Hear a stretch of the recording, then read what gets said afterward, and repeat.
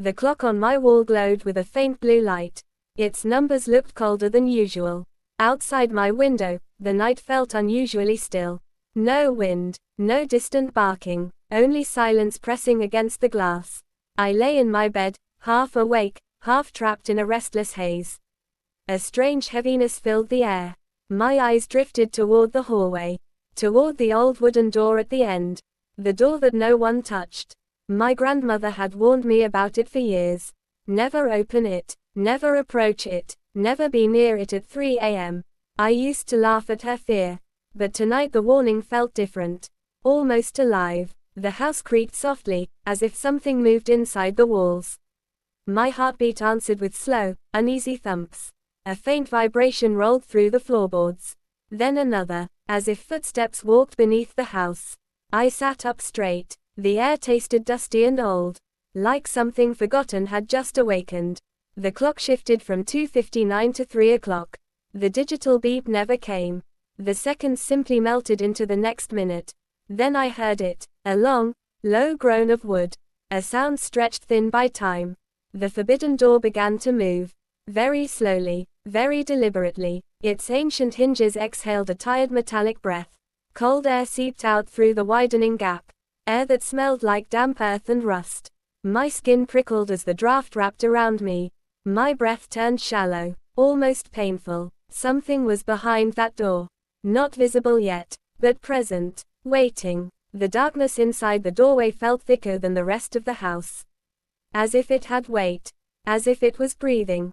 A soft tapping sound came from within. Light taps. Finger-like. Searching. The tapping grew louder, more confident, more eager. Then it stopped. Completely. A whisper drifted out of the doorway. A voice I recognized. A voice that should not have been possible. It spoke my name. The whisper hung in the cold air. Soft. Familiar. Wrong. My name drifted through the darkness again. Clearer this time. Almost gentle. My chest tightened. My throat felt dry. My mind searched for logic, but the sound sliced through every explanation I tried to build. It was my mother's voice. A voice I had not heard in years. A voice that belonged 6 feet beneath the ground. I stepped off my bed without thinking. The floorboards felt ice cold under my feet. The temperature in the house dropped with each breath I took. The cracked wood of the hallway stretched before me. A narrow path that suddenly felt longer than it had ever been. The shadows along the walls seemed to pulse with slow, quiet movement.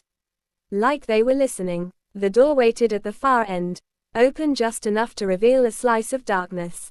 A darkness that seemed to stare back at me. My mother's voice called again. This time it was softer. Tired, as if she was struggling to form the words. The sound pulled me forward. One step, another. My heartbeat echoed in my ears. My fingers tingled with numbness. The closer I walked, the louder the house became. The walls groaned. The old wallpaper fluttered as if something brushed against it from inside. Dust drifted down in thin strands that looked like falling ash. When I reached the halfway point, the tapping returned. Sharp, rhythmic, like fingernails striking wood. Tap, tap, tap. I froze. The tapping stopped instantly, as if it sensed me. Then the whisper shifted. It no longer sounded like my mother. It was slower, flat, echoing, like an imitation of a voice rather than the real thing. It said my name again, but the sound dragged unnaturally. Stretched, distorted. The door opened another inch. A rush of cold air washed over me. My eyes watered from the harsh chill that poured out of the dark space. I raised my hand toward the doorframe. Not to touch it, just to feel the air. The sensation wrapped around my skin like wet cloth. Heavy, unclean. A faint glow flickered from deep inside the room.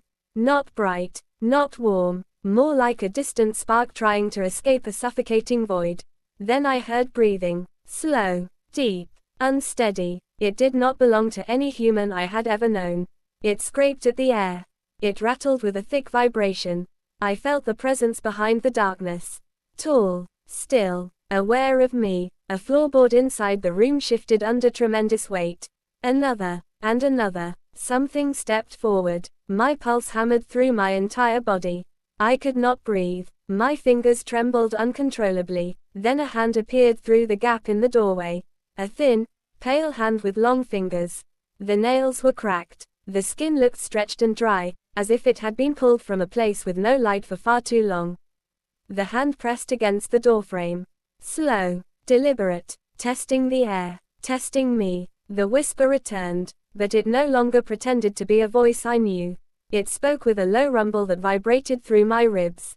A sound that did not come from a throat. A sound that felt ancient. It said one short sentence. One that froze every part of my body. You opened it for me. The door creaked wider. The hand tightened its grip on the frame. The breathing grew louder, shaking the air around me. I stepped back. My heel pressed into the wooden floor. The boards sighed beneath me. The thing behind the darkness leaned closer. Its shape still hidden, its presence expanding. The house felt smaller. The hallway felt narrower. The night outside the windows pressed harder against the glass. The door was almost wide enough for it to emerge. And then, something else moved behind it. Something faster. Something that watched both of us. A second set of breaths filled the air. Lighter, hesitant, human. A very human whisper rose from the darkness. A whisper filled with fear. Do not let it out. The new whisper trembled through the dark. A human voice. A frightened voice. A voice that did not belong to the creature at the doorframe. Do not let it out. My heart thudded painfully against my chest. The cold air swirled around me in uneven waves. Two beings stood inside the darkness now. One massive, one fragile, both trapped behind the door. The pale hand tightened its grip on the frame. Wood cracked beneath its long fingers. The creature pulled itself forward another inch. Its breathing shook dust from the ceiling. Its presence pressed against my skin like a rising tide. But the second voice spoke again. Strained, desperate. Step back. Do not look at it. It only enters if you invite it. My knees weakened. The warning crawled through my mind, sinking deep. Inviting it meant letting fear swallow reason. Inviting it meant believing the shape was familiar. Inviting it meant responding to the false voice that called my name. The creature leaned closer. Its shadow stretched across the floor and reached my feet. The scent of damp soil thickened until my eyes burned. I felt the pull again. That strange, invisible tug. A force drawing me toward the open gap. Toward the thing that waited with patience older than the house itself. My mother's voice echoed faintly for a moment. A perfect copy. Gentle. Warm. Deceiving. Come here, it whispered. But I remembered the second voice. The trembling human voice hidden behind the creature. The real presence that sounded trapped. Terrified. Alive. Please. The voice pleaded. Close the door. The air around me vibrated as the creature reacted. It turned sharply toward the source of that human plea. Its breathing deepened into a monstrous rumble. I did not hesitate. I lunged forward and grabbed the edge of the door. Cold surged into my palm like frozen needles. The creature let out a roar. That did not belong to any world I knew. The hallway lights flickered wildly. The walls shivered. The temperature dropped so fast it stole my breath. I pushed with all the strength I had. The door resisted. Something inside pushed back. Hard. The human voice cried out in pain. I felt its fear as if it were my own.